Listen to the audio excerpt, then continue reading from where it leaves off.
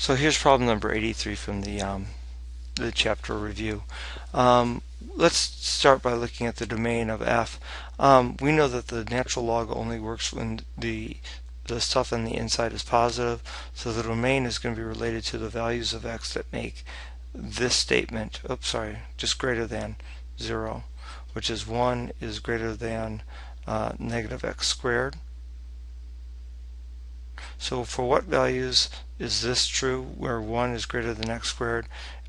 This is on the interval from -1 to +1. Any values outside that range will give us a negative value. We can't take find the natural log of that. In part B, we're asked what f prime is, the derivative of that function. The mantra is reciprocal times chain,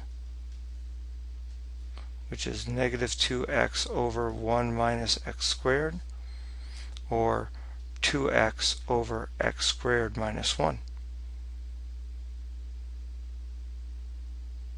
Now, in part C, we're asked about the domain of f prime. Well, first of all, it can only the derivative really only exists where the function exists. So we're essentially between -1 and +1. And then are there any other values that may make this derivative undefined? And the answer is, well, 1 and -1 would make the denominator 0, but they're not in our domain of f anyway. So we'll just say that the domain of f prime is being between on the interval from -1 to +1.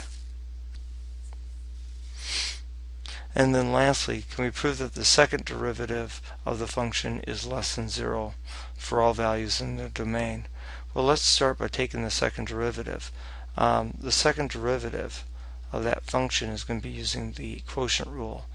The bottom times the derivative of the top minus the top times the derivative of the bottom all over the bottom squared.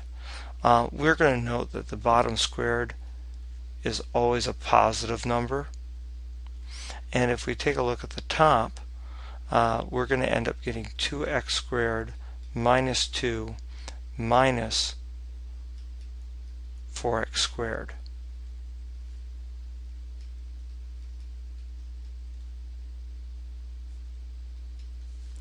This value, if we clean that up, we end up getting -2x squared minus 2 all over x squared minus 1 quantity squared. This value is equal to -2 times x squared plus 1. This is x squared minus 1 all squared. This expression, x squared plus 1, is always positive. So when you multiply that by the -2, the result is always negative. So this expression is always less than 0.